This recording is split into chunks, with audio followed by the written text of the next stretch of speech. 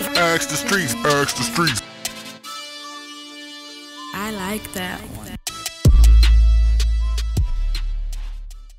Okay, let's get it started. I'm in here with the brother Bakari. That's how you say it, right? Bakari is actually my middle name. That's one of my alt profiles. Okay. Kohmee Bakari Perret is my name. Born and raised in the city of Chicago, 43 years old. Been in politics for about 5 years now, officially, but been in pro-blackness all my life. That's right. My mama was a Panther, so I came up in the Pan-African community. Was in a lot of programs and stuff as a youth. Didn't go to public school till 3rd grade. So, and it was kind of a culture shock, but we'll get around all that. You're here to hear about the Black Liberation Party of America and my first book, which is Black Liberation Politics for Beginners, a primer. Right. And I'm gonna rewind again to some history. So, again, born and raised in Chicago, but I lived in Iowa from 2004 to 2014. Basically, went to Iowa on some, actually, I was selling drugs when I retired. Sort of got my life together there, and then while I was there, the whole Obama thing happened, so I got interested in politics.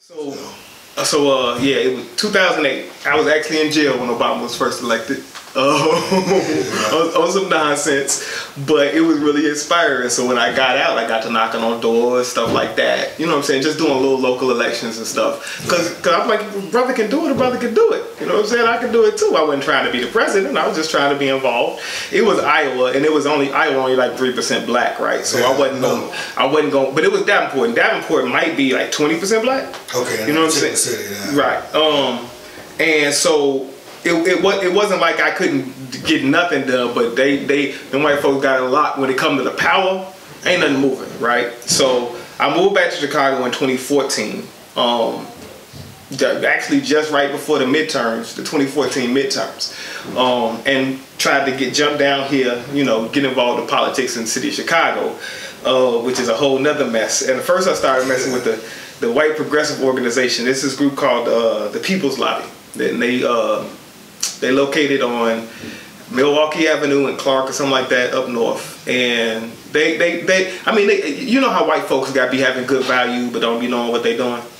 The overall is good intentions, right? But right. The underlying is not really fixing nothing. Right, exactly, right. Yeah. So I worked with them for about a year or so. Put together the protests. Helped put together when we shut down Trump.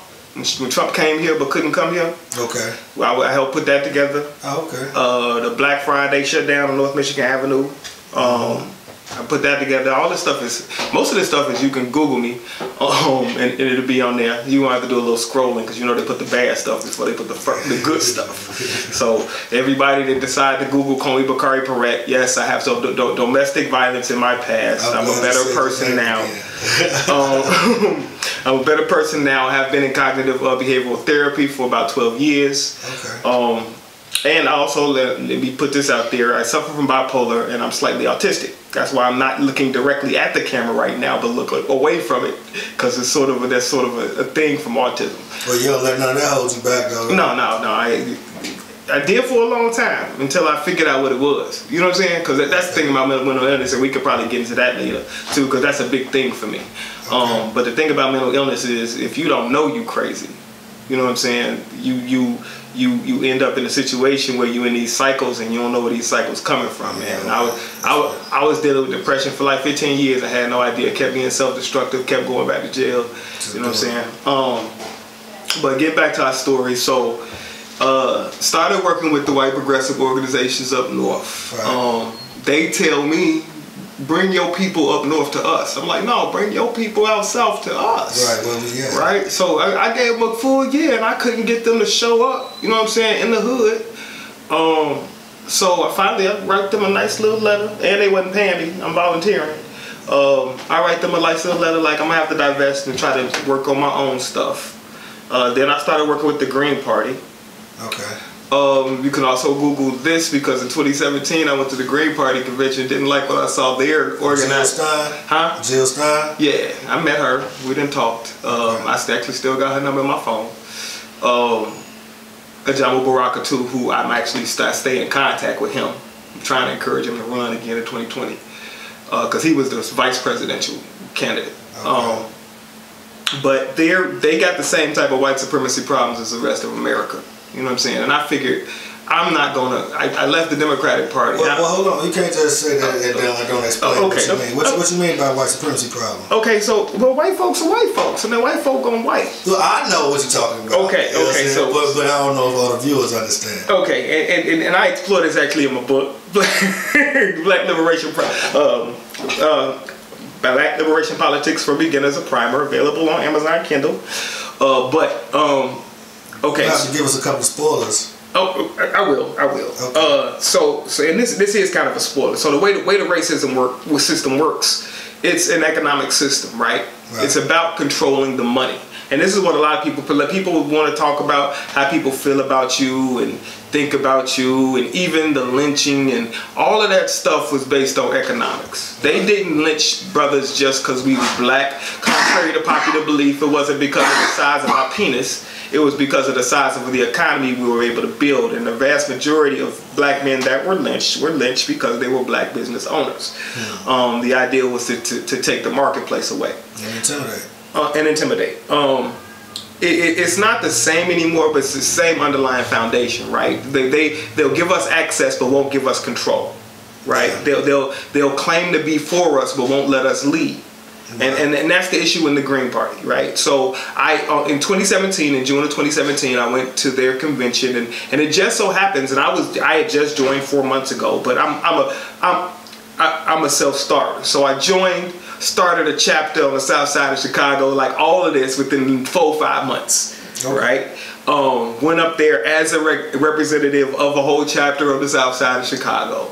Just so happens they were having elections for their national board. They got a national group, it's a group of 7, and then they have delegates from every state, but they elect the group of 7.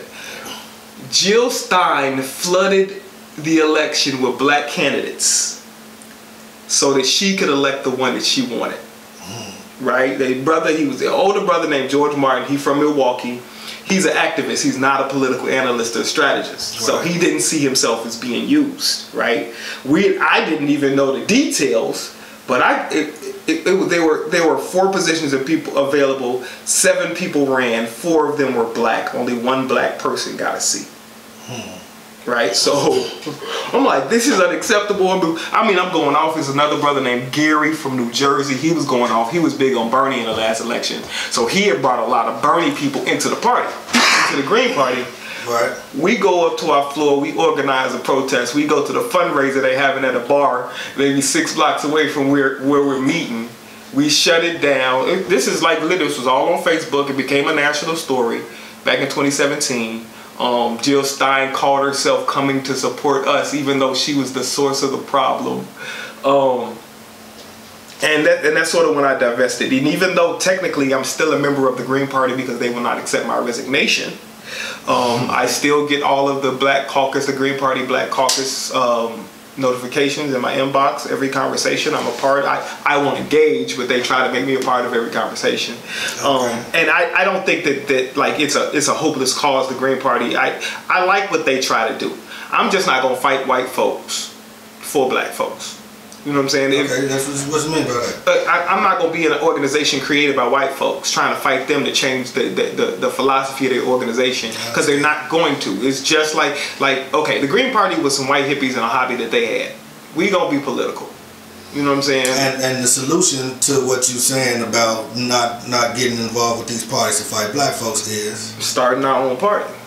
Okay, and so how you gonna just do that? Because okay, that's interesting that you would want to do that, and I would agree with that. And that's almost what the Black Panther Party was about. Yeah,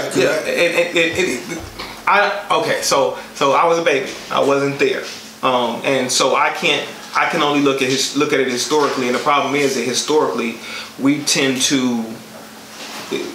write the history, right? So we don't know everything that the Black Panther Party was up to. right? So my thing is, like, electoral politics is really important, and I don't see no history where the Black Panther Party was getting involved in electoral politics. The community stuff is just as important. I'm not trying to take away from anything that they did. They started the WIC program, bro. The Catholic Church stole the WIC program after they killed them off. So you know, they were a world-changing organization. They had the potential to change the world.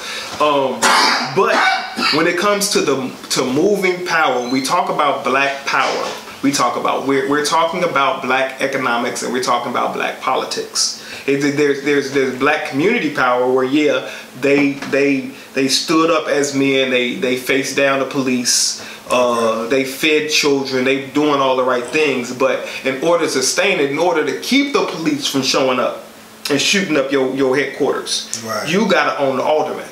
You gotta own the state representative. You gotta have somebody on your team that can keep them in check. I agree. And that was sort of the flaw in that. So now, have you dealt with the Democratic Party? I have a love-hate relationship with the Democratic Party. And what about the Congressional Black Caucus? They're worthless, man. Okay. So what do you mean love-hate relationship with the Democrat Party? Because see, this is where most Black folks is at. Most Black folks just like and that's why it's a love-hate relationship, is because I can't go and tell, the Green Party, I mean, the Black Liberation Party of America isn't built yet. I posted earlier this morning, stop telling Black people to leave institutions if you ain't got no institution for them to go to. I understand that. You know what I'm saying? Like, I can't tell them, come from the Democratic Party to my just me. You know what I'm saying? So when we talk about especially state level elections in Illinois, because the game is so twisted that you got to register as some type of party, or else you got extra work to get on the ballot, right? Okay. I don't know if you know how to, in Illinois the electoral game works. You get petition signatures to get on the ballot. Right. If you're a Democrat and Republican, you have a certain number. If you're a Green Party or any other type of party, a registered, it's almost triple the number of signatures required in order to get on the ballot. Wow. So a lot of people with a lot of the right values go ahead and run as a Democrat anyway, just for the convenience of getting on the ballot. The problem is that if you jump in muddy water, you're gonna get dirty. You're gonna get dirty. You know what I'm saying? And it takes a special level of courage to get down there among them monsters and still keep that strength. You know what I'm saying? Okay, so currently, right, you got what they call ADOS, and what they doing is they pushing at the Democrat Party, who's historically had, at least for the last 50 years, they had the Black vote hands down. So they pushing them to make a move towards reparations. How do you feel about that, and is that a way you think that we should go? And the Democratic Party will say anything and do nothing. Let's be clear. The national. Well. That's why it's saying we're not gonna get. They gonna Trump 2020 then. Yep. And I stand on that. Like I stand on that. Trump. Let me tell you something. Trump is one of the best things that happened to Black people politically for 400 years. I quietly agree because I get shot at when I hear. I say it publicly and I've posted it, man. The fact of the matter is that we don't need the politicians to make us comfortable, man. Barack Obama made us comfortable. We ended up in a worse economic position after the recession than before the recession. And see, the argument is that because Obama's not ADOS, so he basically was working with who he worked with. There is some validity to that. The Jewish community and the gay community. That's what he about. Well, there's some validity to that, but that also gives a pass to Black men that I don't accept.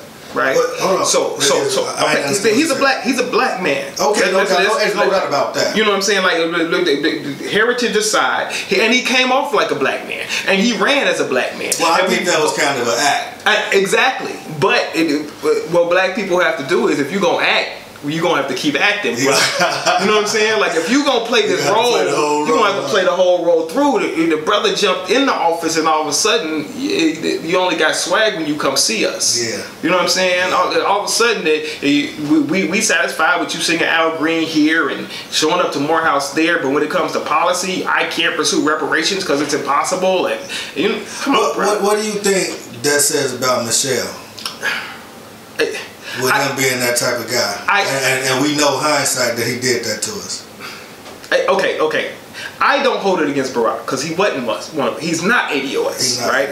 I don't necessarily hold it against Michelle because she wasn't the president. You know what I'm saying? Michelle took that brother as far as she could take him. Now I don't know where she sits now, and let's remember there's some divisions in black. Once we get some money, right? Black folks start acting funny too, regardless of how thorough our values are. You know what I'm saying? That's because we ain't coming from nothing a lot of times. So right. Yeah, Michelle came off 87. Michelle was one of us. You know what I'm saying? But Michelle met Barack as a lawyer. Right. You know what I'm saying? Michelle, she had moved on. Right. You know what I'm saying? And when we move up, we tend if black people could remember where we was when we get there, we wouldn't be here. You know what I'm saying? But that's the thing about this system is getting there requires indoctrination. I didn't finish college, bro. I did 3, and this is even HBCUs. This ain't just day colleges. And finishing, they tell you that you can only give so much back to the black community. They're like, that's a running thing for people with money is that they're gonna waste your money. I can only invest so much in the black community. Is there any truth to that? Yeah. But waste is a bad word for it. Okay, so here's the thing. We act like we level. We ain't never been level, bro. We ain't never been level. You know what I'm saying? Yeah, you're gonna be throwing dirt into a hole. Well, I understand that. You know what I'm saying? I don't know if all our viewers understand. Okay, so Kill Mike did a video recently saying we only 55 years free. I don't agree. We ain't free, ain't been free yet. We don't own nothing. You ain't free if you don't own nothing, right? And the only way they give us access is through somebody else's ownership, right? So that our riches are entertainers, athletes. There's a reason for that. But then you see how it's almost like a gigantic hole for you, a trap for you, really. Because when we understand how Becky paying for her kids to go to college, right? Mm-hmm. You know what I mean? You coming from you go to college, then we don't own nothing, so we not gonna be the ones hiring you. Right. Now you get cut out because you ain't our type, so we not gonna hire you. And Becky's daughter cheated the whole way through, and she get to have a position. Right. And you know what to do. Right. Yeah. So I mean, like we work twice. Black people work, and that's another thing that we need to let go. We ain't lazy. We work twice as hard for half as much. So speaking of that, is asking for reparations begging? No. Are you begging the white man? You owe, nigga. They owe. It's the bottom line. But see, there's a lot of people that don't comprehend that. They look at that as you begging, and then another narrative, they say, "Oh, what you gonna just sit around and wait? So are you waiting for reparations?" If we organize, if we talking about it, we ain't waiting. You know what I'm saying? I'm not okay. The ADOS movement. I appreciate all of their values. The whole YouTube world is a hot mess, right? Too much beefing and going back and forth, and it's some folk. I like Yvette.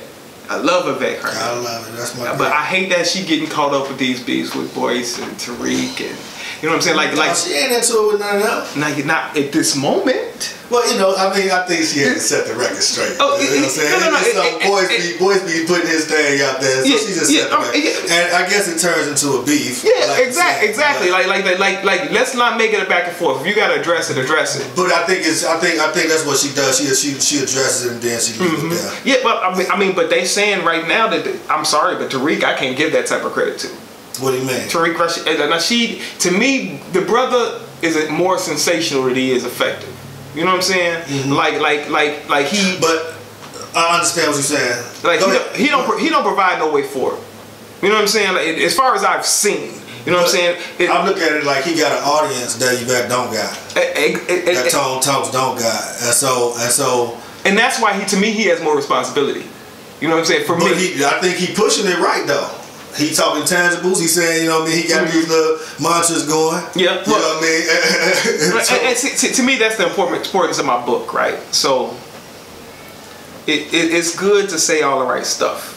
Like, it's good to have it, because that's what my Facebook is all about, just saying the right stuff. You know what I'm saying? Having that narrative out there. But it's also, when it comes, you have to have an action plan where you're giving people something to do themselves more than come on, watch your YouTube video, share your YouTube video, and like stuff. Which I think he should do a little bit more promoting of Yvette and Tone. Yeah, and that's what I'm talking about, that competition. They got the information for him. You know what I mean? And you know what I mean? So I feel exactly the same. Yeah. I think he should promote them more because they got more information and data on what's going on. Like this is what Yvette do. Right, you know what I'm saying? Tone, this is what Tone do. Tone got a PhD, don't he? Yeah, no, he's an attorney. I believe. Oh, okay. So, well, JD's all a doctorate. And I think Yvette got an honorary doctorate. Yeah, but what we gotta.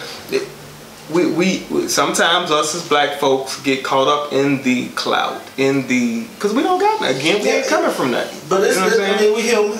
Yeah. And not only that, we're American. Yeah, and, you know, right. So, capitalism, all that, right? You know what I'm saying? Like, you know, fake capitalists. You know, right. So you know, so yeah. I mean, but when it comes to reparations, getting back to the election thing, I don't remember who kicked it off. I don't remember who was the first one to say it. Let's talk about reparations. It might have been Kamala Harris, who a whole joke. Like, she's obviously pandering, but if you white and you talking, no, what ain't feasible, no, what won't go through, as far as I'm concerned, you just racist. So Bernie, Beto, all of y'all, you know what I'm saying? If you're not willing to at least state that I'm willing to fight for reparations, you know what I'm saying? Like at this point, black people should be demanding reparations in any national platform. But you know, Bernie, his group got reparations, the Jewish community, and they keep getting reparations. So and he's fighting for that $3 to $6 billion we send every year to Israel. He's for that, right? And so it does seem like he has an agenda that's outside of black folks. He playing people stupid. And that's the thing about socialism, and why socialism and communism, because I'm a communist personally. But why socialism? Oh man, don't say that, because you know people. But this, and I'm getting to that. This is why black folks. Why you're a communist? Okay, okay. First of all, because communism is originally a black ideology. It's an African ideology. They learned that from us. It's collectivism. It's how we operate. In Africa they call it Ubuntu and Ubuntu.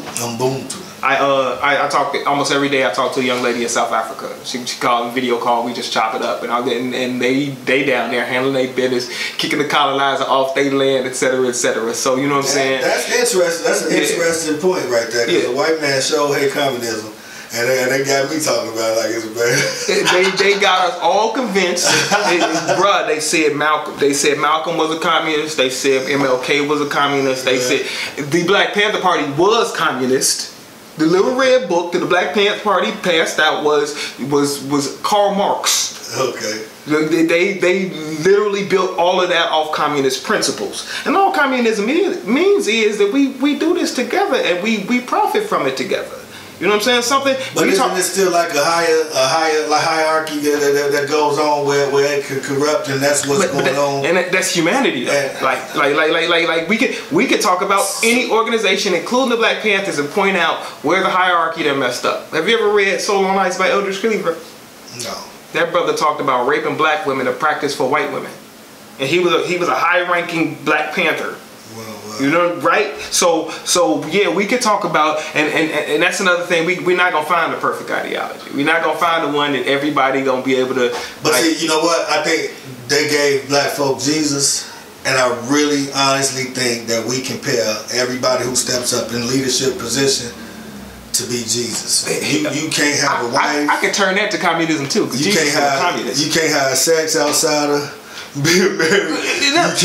You can't smoke a cigarette. We could have a whole interview on because I'm what people would call a Christian.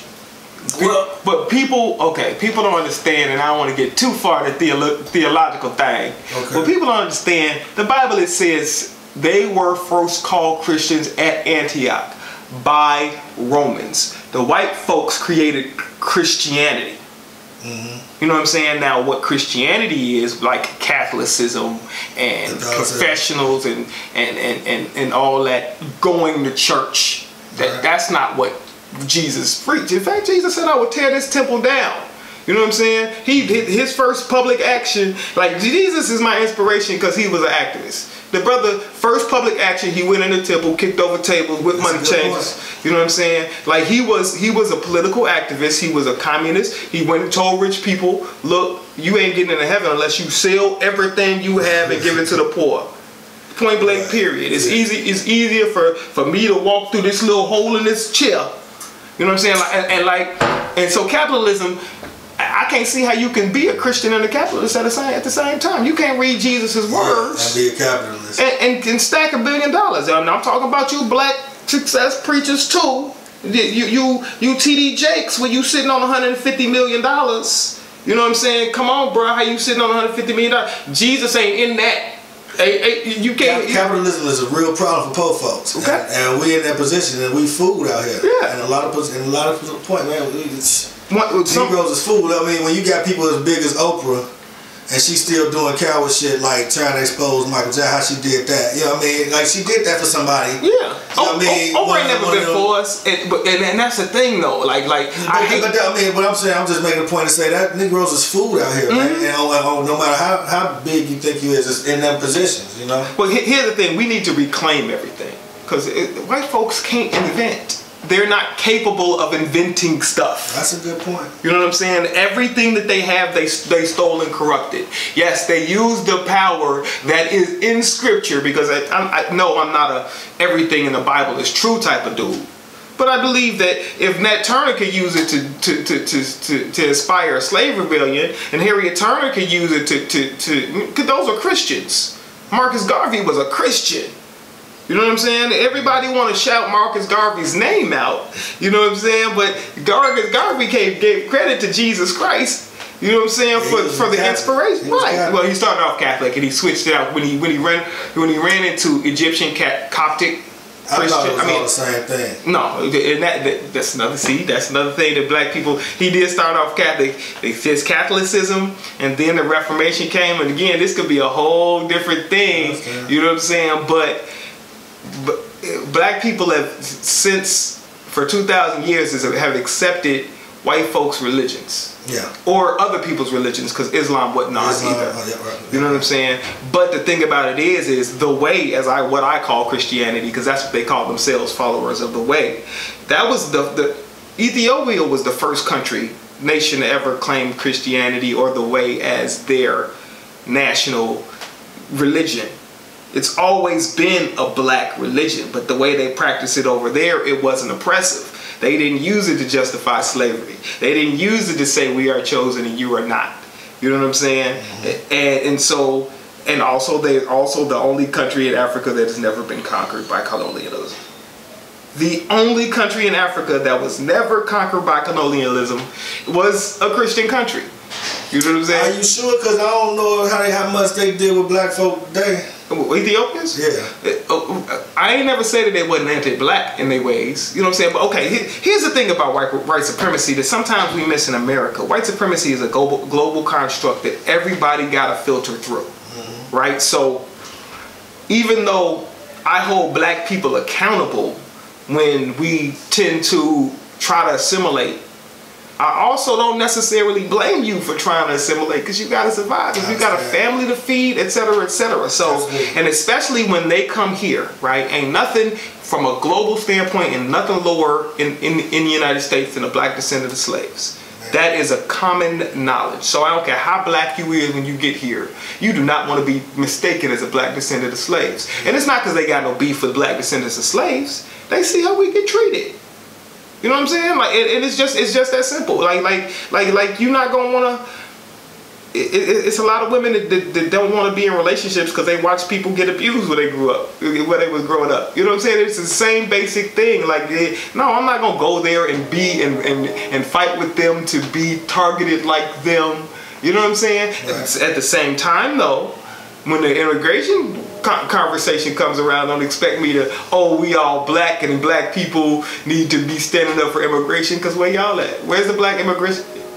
Where's the black immigration community when Black Lives Matter need to be talked about?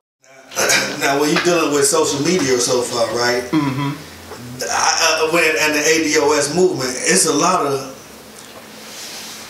black people that are immigrants that are upset and saying y'all messing up the Pan-Africanism, and so you being having a Pan-African background, I don't understand. I personally don't understand why any black American would have a problem with ADOS and what they talking about. I just personally don't understand. And from my position, let me just say it like that, I don't see no real movement from Pan-Africanism. And I do see movement from this hip group.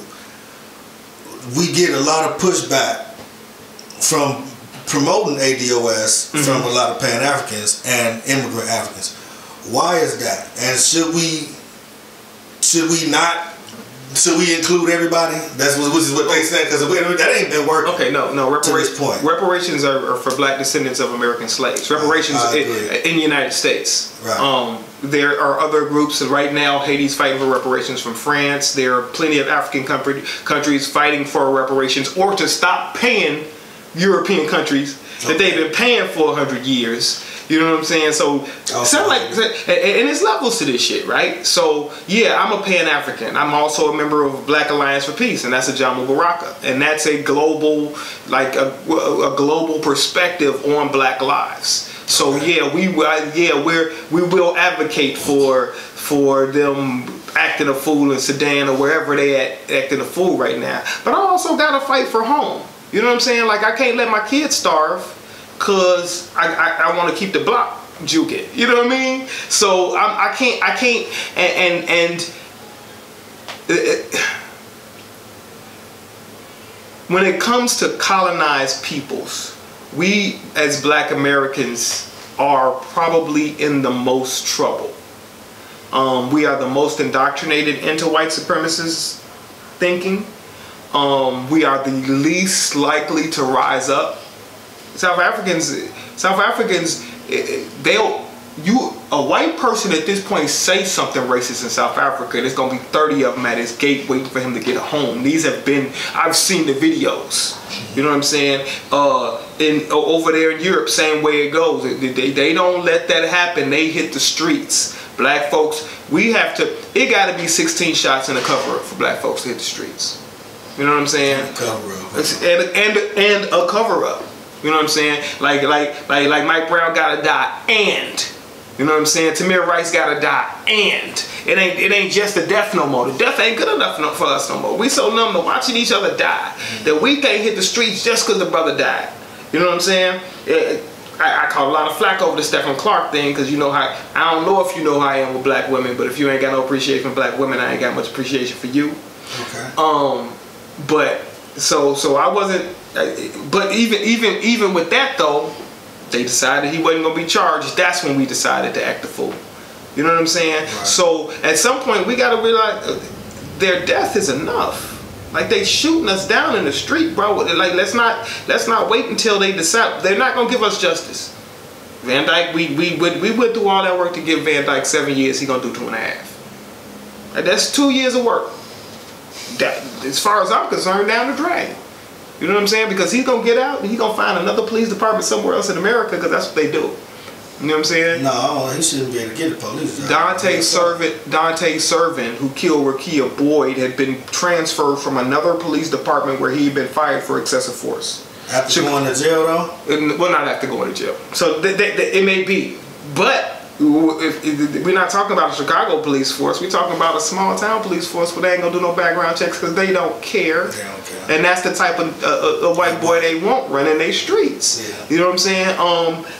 And that's what they do. They literally have a cop shuffle.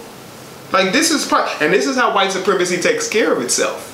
You know what I'm saying? Like this is something else that the black people need to learn. Is like we need to learn who to throw under the bus and who not to. And we will, well, when you say that, it's hard to say that, because see, like, when we got people who blatantly black and against us, it's time to toss their ass. Yeah, they can go to Ben Carson can go under the bus, a Candace Owens can go on the bus, but should a Jesse Smollett go under the bus? You know what I'm saying? Like, what about Roland Martin? Roland Martin. I think Roland Martin has good intentions. Roland Martin is caught up in the folk that pay his checks. Well, then he ain't got good intentions. No, that's not necessarily true. That's a sellout. But who ain't? Let's keep it real. Like let's say that, like, and this is another thing that we could deal with when it comes to black folks and our standards. Let's not call people sellout like Omarosa. Let's not call Omarosa a sellout. I don't, because we go to work. Nowhere.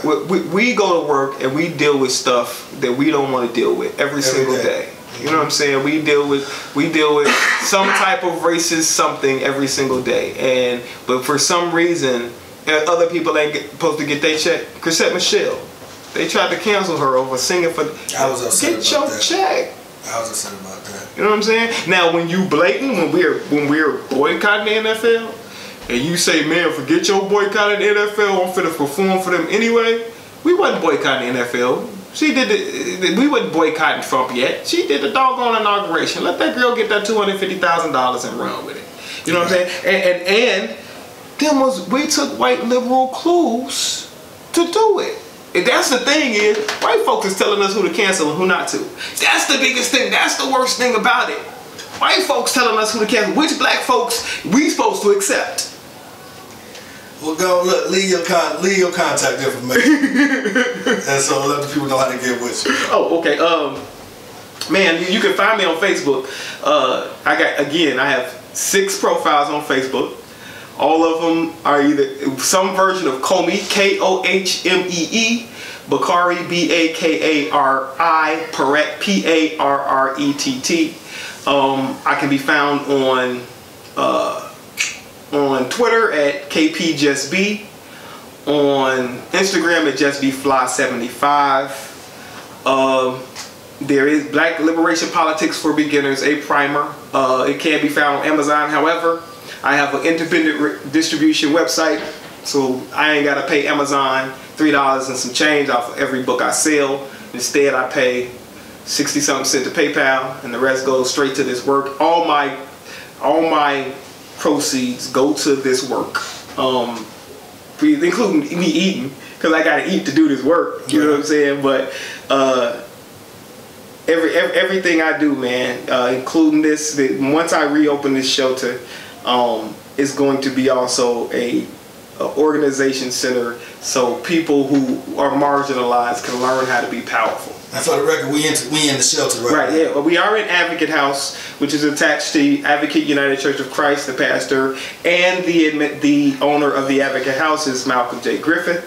What's going on with that search you got on? Aneem Anoa. I think I'm saying that right. She's a mental health professional that I met on Facebook. Okay. She actually asked me to model this for one of my profile pictures, maybe my current one, on Bakari Parrett. But therapy is huge. Like black folk are broken. We are mentally, emotionally broken. And I'm not saying we can't be fixed, and I'm not saying we ain't functional, but we got 400 years of trauma that most of us ain't talking about or dealing with, and that don't include what we got at home. So sign up, see a therapist, talk about your issues, regardless of whether you think you got some or not. Talk about it anyway. You might find some stuff that you ain't think about. That's right. All right, man, I appreciate it, man. Ain't no problem. If you have questions that you would like to ask the streets, contact us at askthestreetsmedia@gmail.com. Don't forget to subscribe. Hope you liked the video. Thanks for watching.